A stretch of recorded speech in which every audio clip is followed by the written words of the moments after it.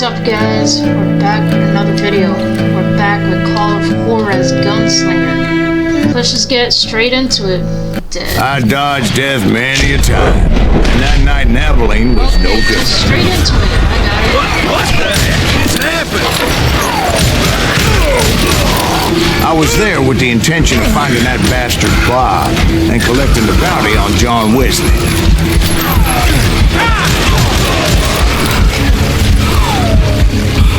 God dang him!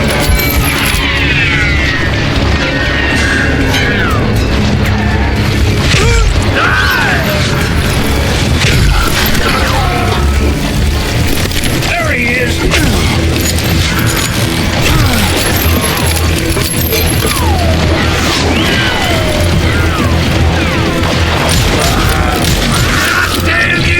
I thought the Texas Rangers got hard. Yeah, that's what they want you to believe.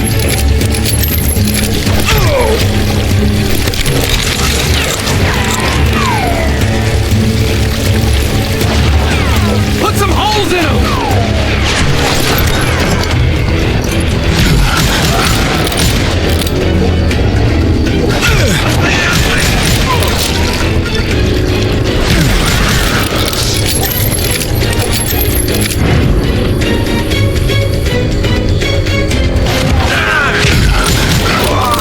It was cold in a witch's tit and a brass bra that night as I fought my way past his loyal compadres to the very same saloon we're sitting in today. Look around and imagine this place painted in blood. Hardin was waiting for me, and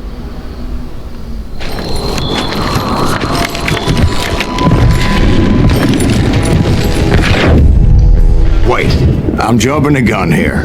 Let me back up and give you some background on this sumbitch.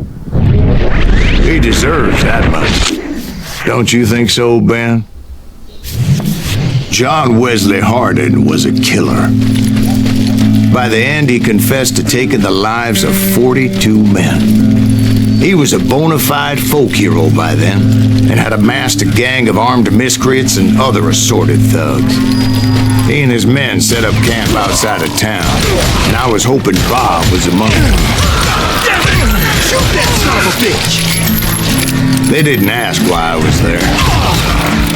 They knew. Most of them were wanted as well. I had to spill a lot of blood to find out Hardin wasn't in that camp. He was carousing in town with his closest friends. Hardin's boys apparently didn't want me to reach the Bull's Head. Some were hightailing it into town to inform their jefe of my unwelcome presence.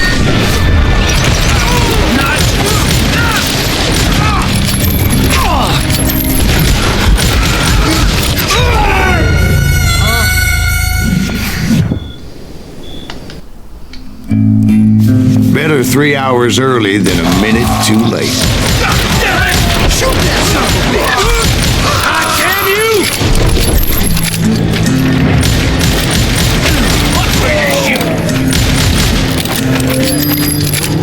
I figured Hardin was here somewhere, but to get to him, I'd have to get past his gun hands. And that was easier said than done, as most of them were as foolish and full of bravado as I was.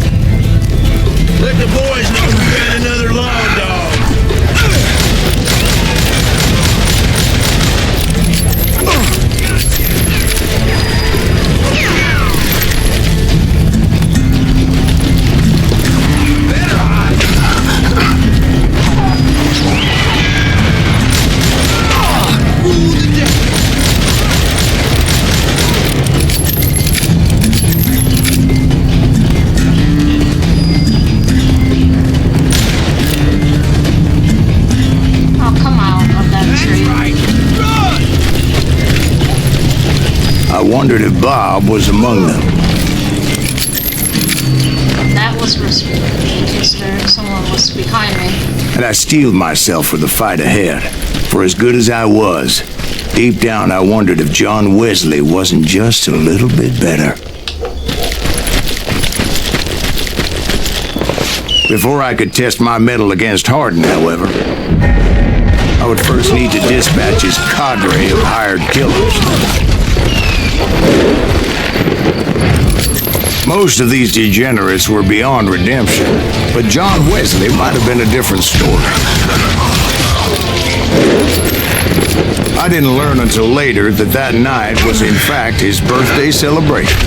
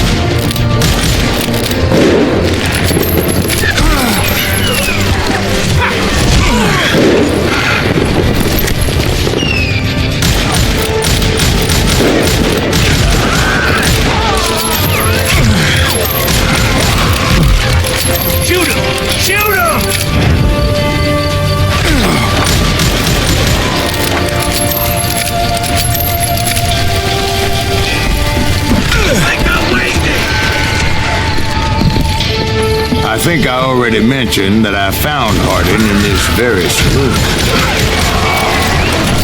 Suffice it to say, nobody there was happy to see me.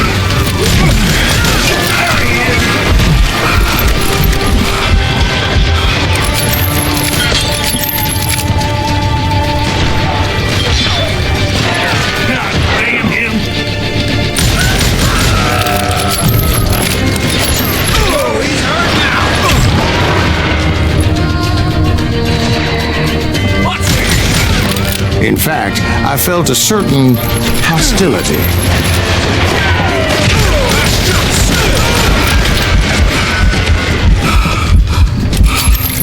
Shoot him! Shoot him!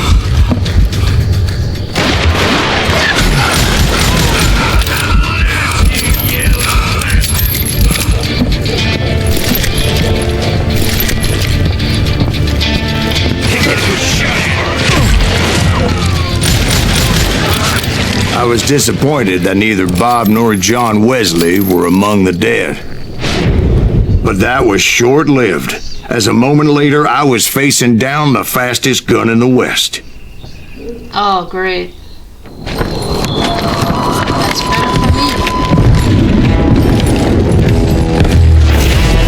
First kill,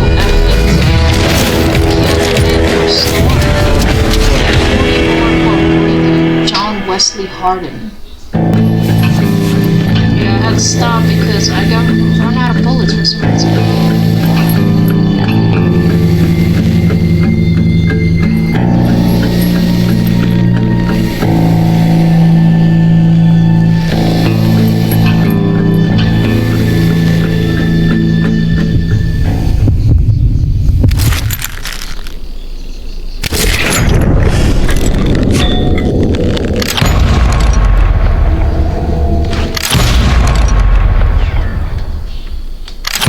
That man was faster than grease lightning. But being inebriated as he was, he didn't count his shots. And now, he was at my mercy. So he didn't die? No, I sent him to prison. Years later, after he was free, some restless avenger took his life. Shot him in the back at a saloon just like this one. Anybody up for another beer? Ben?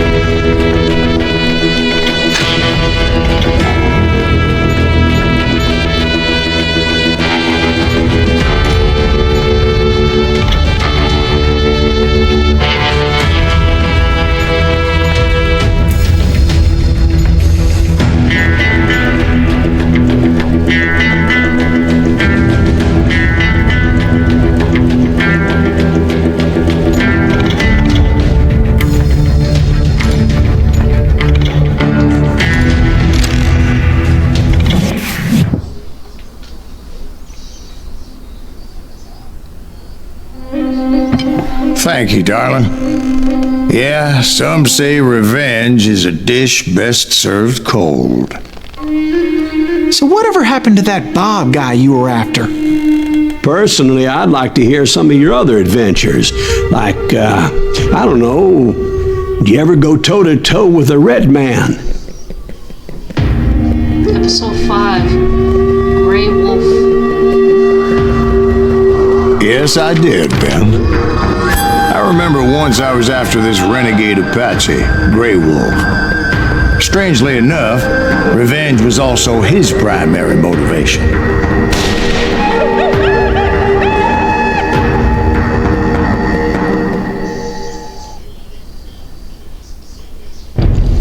Dances with renegades.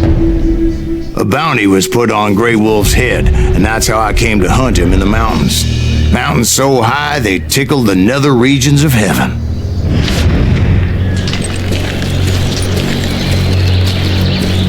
Grey Wolf was a Chiricahua Apache medicine man who had led a war party in revenge for a massacre against his people. The U.S. Army had attacked his tribe during his daughter's sacred sunrise ceremony, and the slaughter was unspeakable. I understood his anger, as there's nothing more traumatic than seeing those you love die in a cruel and painful death. Right from the beginning, I couldn't shake the feeling that Grey Wolf was watching my every move. He led a band of young Apache warriors who wanted retribution and were more than willing to die for him.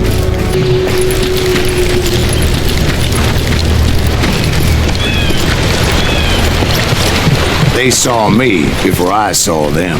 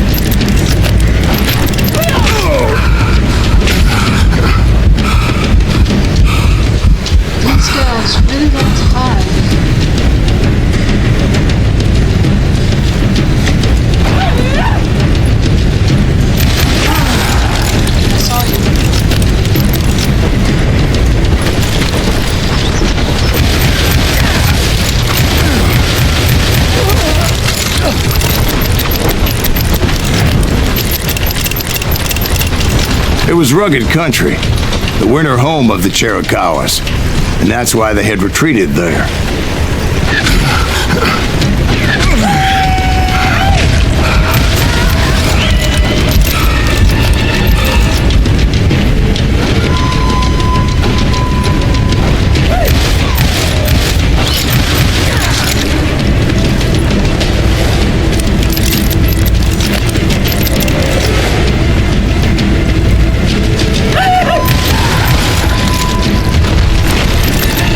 I admit to having some regrets about going after them the way I did. But then again, I got a lot of those.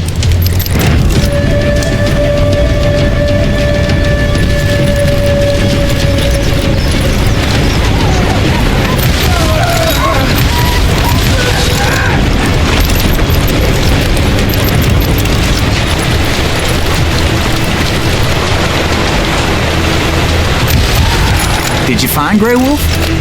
Not at that moment, but I did find the entrance to their hideout.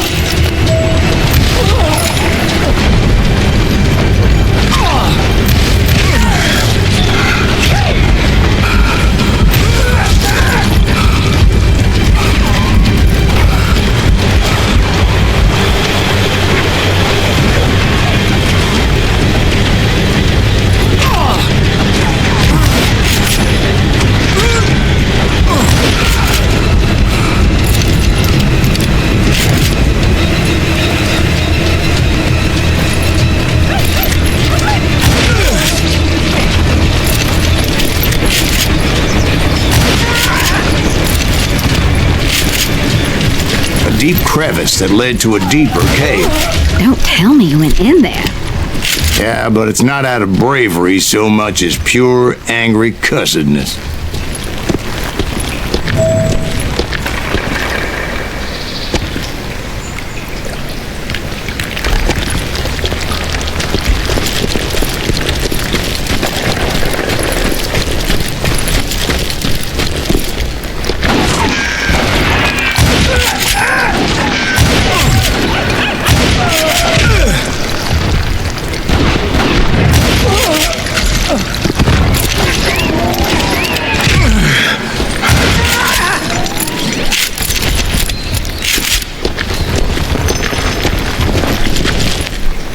See, back then, I had a stubborn streak a mile wide, and I wasn't about to back down. So it was like pitch black in there? Actually, it was pretty well lit, as they had torches on the wall.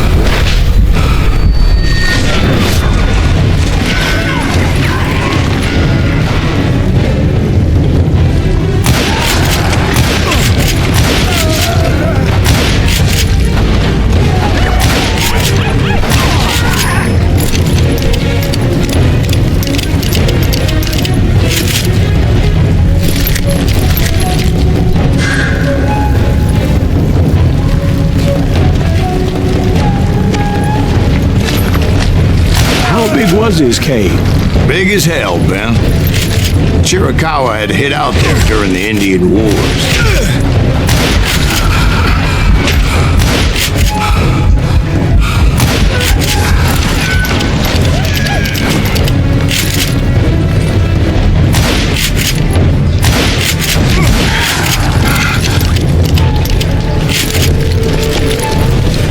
They thought it was haunted with the ghosts of those murdered by the horse soldiers. The cave was haunted with dead Indian ghosts? To be honest, I was more concerned with the live ones than the dead ones.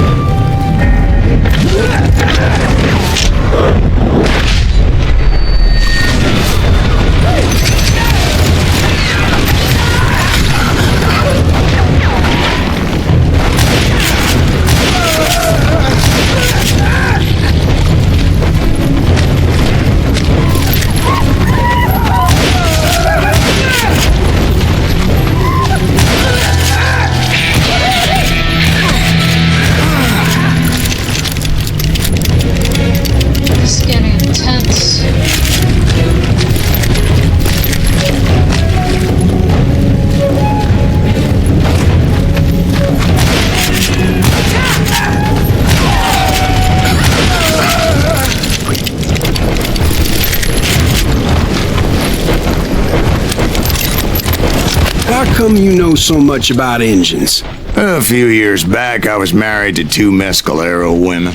At the same time? Yeah, they were sisters. Polygyny is traditional among the Mescalero. So what happened? Well, I had to get out of there. Those girls never shut up.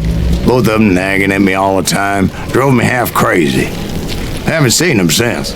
No, I mean, what happened with Grey Wolf? Oh, well, I pursued him into the Cave of Death. I came upon this flooded grotto, and that's when I saw him. He came to me unarmed and unafraid. His voice echoed in the shadows, and I sensed he meant me no harm. You carry great darkness in your heart, and if you do not release it, it will claim your soul. The sound of his voice put some kind of ancient Indian spell on me. As his story unfolded in my mind. You will come to this place again and kill many more men, and the darkness will grow until it consumes everything that you are. The soul would have no rainbow, the eye had no tears. He said I was a great warrior, a coyote man, unequaled by any other pale-faced warrior, or something like that. The snakes will bite shadows of your past until a venom poisons your heart, and an echo of the song of the dead summons the spirits deep from within the mountains. I didn't quite get what he was saying, but there was definitely snakes.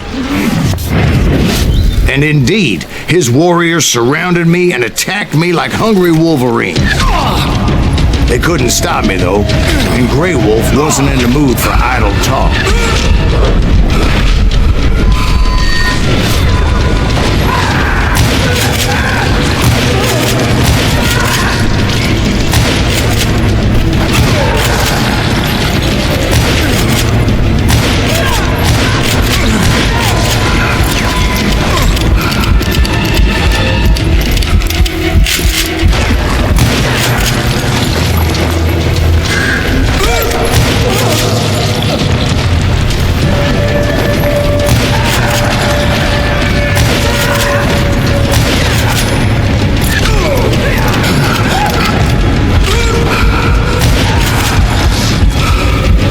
I swear I couldn't see any way out of this trap.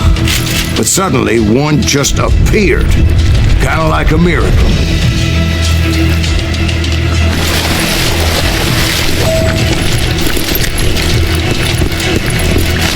I felt like I would be lost in that damn cave forever.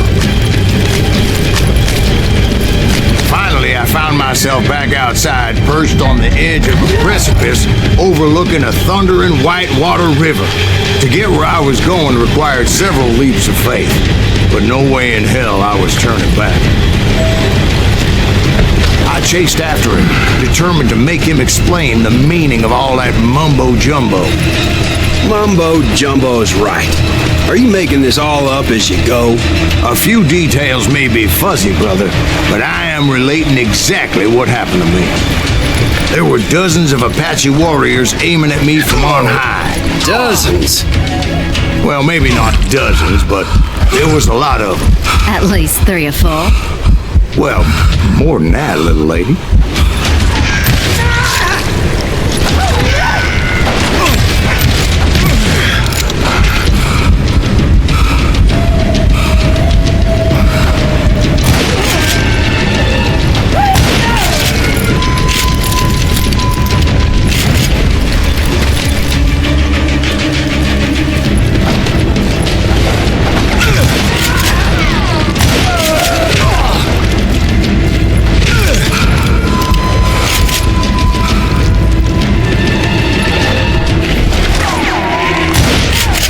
Sneaky.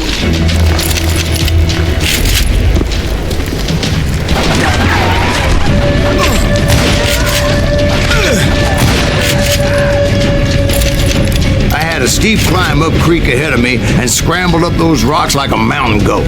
I was determined to locate Grey Wolf and find out exactly what the hell he was trying to tell me. And wouldn't you know it, that crafty son of a bitch led me right into a trap. What kind of trap? Well, son, there had to be at least 100 Apaches surrounding me. 100? God be my witness. Oh, come on. Who are you kidding? Hey, I believe you. Come on, tell us how it ended. All right, but I'm not gonna drag this out. Where were we? You were surrounded by 100 Apache warriors. Well, I didn't take the time to count them exactly, but there were a lot of them.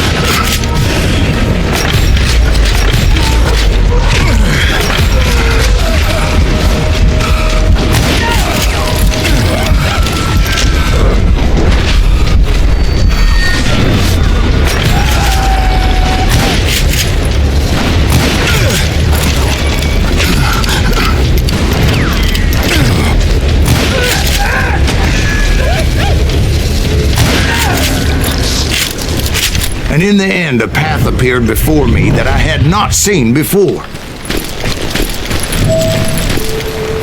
I followed it as I desperately needed to find out what Grey Wolf was trying to tell me. But it was like that son of a bitch disappeared into thin air.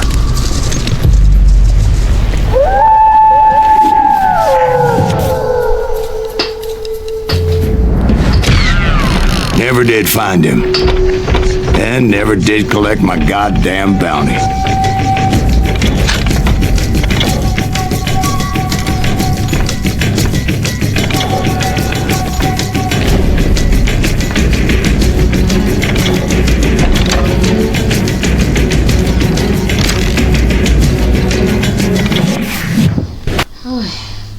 That was intense. That one. Thank you, darling. It's interesting how the truth can sometimes seem might malleable, depending upon your point of view. Like how those dime novels make you out to be something you're not? Jack, don't be starting trouble. No, he's right. They do tend to exaggerate. Did they exaggerate your part in taking down the Daltons? Well, I was there in the flesh, boy, so I saw what happened firsthand. Episode 6, The Dalton Brothers. Those Daltons were lawmen once, before they all went bad, robbing banks and trains clear across the territory. Until Coffeeville, of course. I was one of the citizens who took up arms that day. Fighting on the side of right. I did my best, sir. We all did. I hope you guys enjoyed. The story's pretty good. Hope you guys liked it. Please leave a like, subscribe down below, and comment what you guys like to see next. And hope you guys had a great day. Peace.